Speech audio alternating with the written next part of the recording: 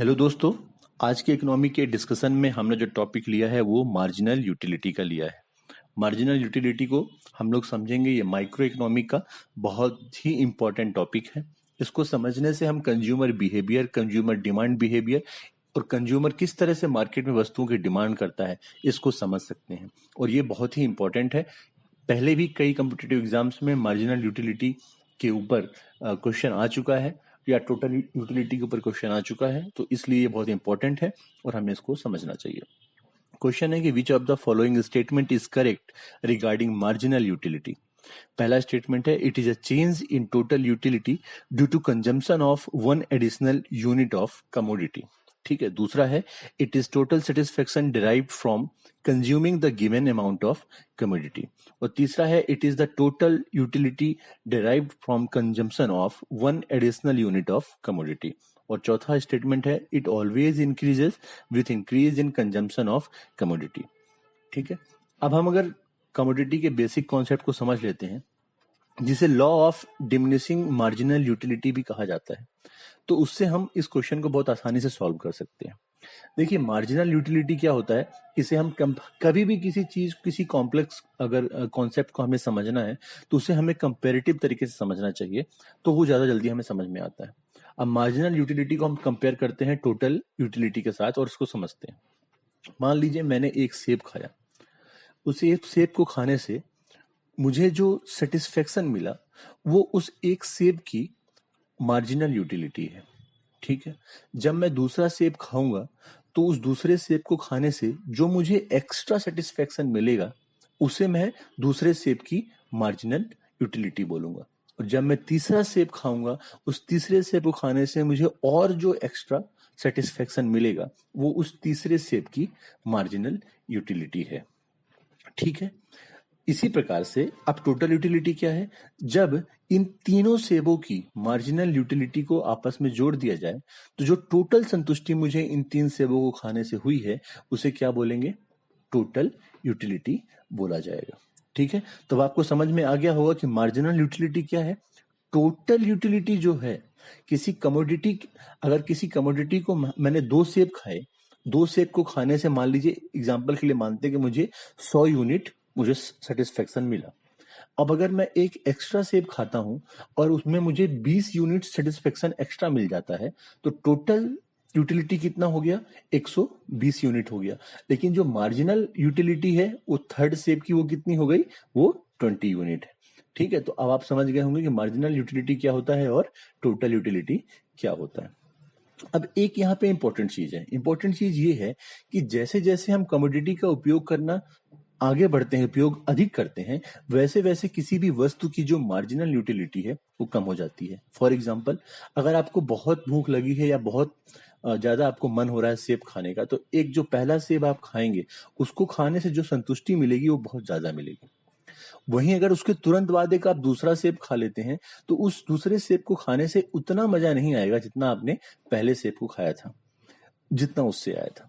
इसलिए, और अगर वहीं हम तीसरा सेब खा लेंगे तो तीसरे सेब से जो हमें संतुष्टि मिलेगी या जो मजा मिलेगा वो उन दोनों से कम होगा जो हमने पहले खाया था। इसीलिए जो मार्जिनल यूटिलिटी होती है किसी भी वस्तु की, वो धीरे धीरे घटती जाती है। जैसे जैसे हम वस्तु का उपयोग बढ़ाते जाते हैं, वस्तु की जो मार्जिनल यूटिलिटी है, जो सीमांत उपयोगिता है, वो कम होती चली जाती है। इसको आप एग्जाम्पल के साथ समझिए। अभी 2020 में एक सर्वे आया था, उसमें कहा गया था कि जब तक लोगों की इनकम $1 लाख तक नहीं हो जाती तब तक तो वो पैसा कमाना चाहते हैं। लेकिन जब $1 लाख उनकी इनकम होने लग जाती है तो लोगों को अधिक पैसा कमाने की इच्छा खत्म हो जाती है। फिर वो बाकी चीजों में ध्यान देते हैं कि उन्हें शांति मिलनी चाहिए, उनके पास टाइम होना चाहिए, उनको अपने फैमिली को टाइम देने का मौका मिलना चाहिए, वो सुकून से रह पाए, ये सब होना चाहिए। तो ये क्या दिखाता है, ये मार्जिनल यूटिलिटी को ही तो प्रूव करता है कि वो बता रहा है कि $1 लाख तक जब तक आप नहीं कमा लेंगे, $1 लाख तक जब तक आप नहीं कमाते तब तक आपको लगता है कि आपको और कमाना चाहिए, और कमाना चाहिए, आप और उस मार्जिनल पर डॉलर मार्जिनल यूटिलिटी जो होती है बहुत ज्यादा होती है। लेकिन जब आप एक थ्रेशोल्ड तक पहुंच जाते हो, जब आप एक पॉइंट तक पहुंच जाते हो तो उसके बाद पर डॉलर मार्जिनल यूटिलिटी आपके लिए बहुत कम हो जाती है। ठीक है। तो मार्जिनल यूटिलिटी, अच्छा आपने ये देखा होगा कि कोई बहुत बड़ा आदमी होता है, वो एक 20 लाख की कार लेने की बजाय 1 करोड़ की एक पेंटिंग खरीदता है। जाहिर सी बात है कि जो पेंटिंग है वो क्या है, कलर कॉम्बिनेशन एक तरह का, देखने में थोड़ा सुकून मिलता है, लेकिन वो 20 लाख रुपए या 50 लाख रुपए किसी बिजनेस में इन्वेस्ट करने के बजाय वो 1 करोड़ की एक पेंटिंग खरीद लेता है। ये क्या है? क्योंकि उसके लिए पैसे की जो मार्जिनल यूटिलिटी है वो खत्म हो चुकी है। अब उसके लिए 50 लाख रुपए या 60 लाख रुपए या 1 करोड़ रुपए मायने नहीं रखते। उसके लिए अब क्या मायने रखता है? उसके लिए जो मार्जिनल यूटिलिटी है किसी भी प्रोडक्ट की, वो बहुत इंपॉर्टेंट है। पैसे की मार्जिनल यूटिलिटी ज्यादा है या उस पेंटिंग की?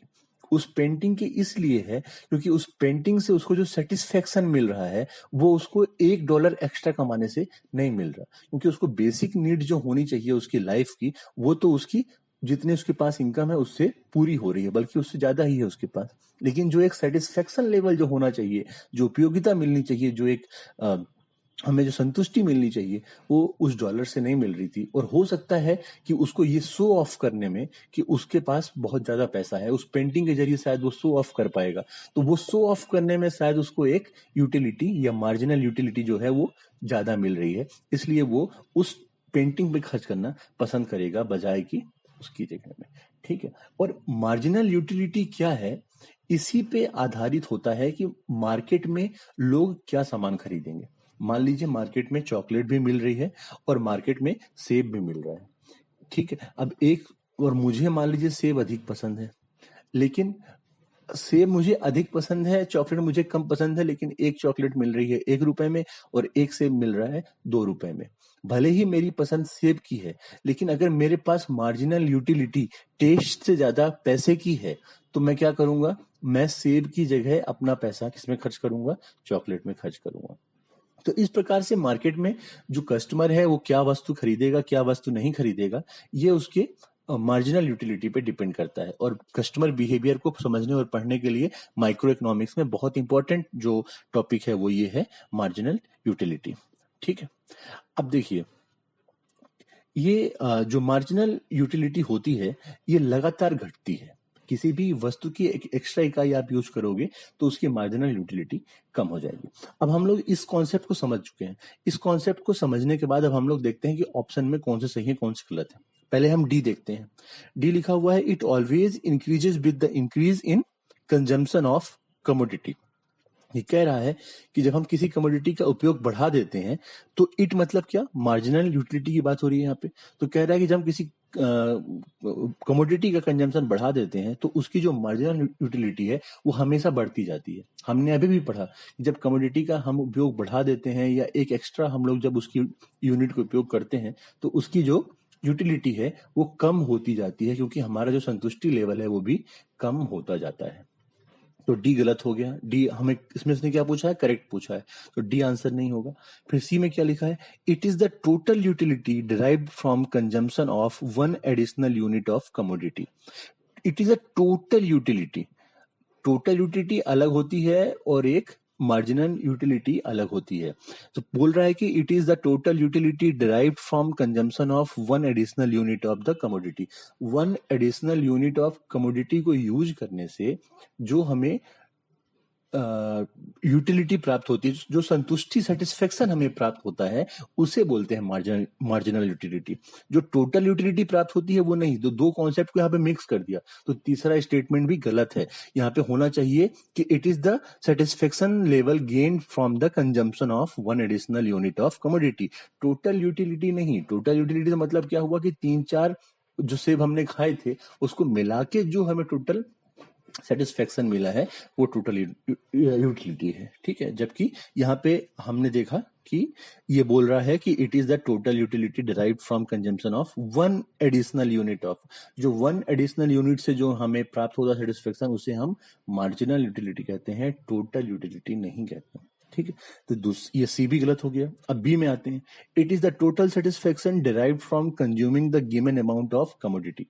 अब कह रहा है कि जो गिवन अमाउंट ऑफ कमोडिटी है उसको यूज करने से जो टोटल सेटिस्फेक्शन प्राप्त होता है। अब जैसे मान लीजिए कि 3 सेब दिए हुए हैं, उन 3 सेब को खाने से जो टोटल सेटिस्फेक्शन प्राप्त होगा वो क्या होगा? वो तो टोटल यूटिलिटी हो गई ना।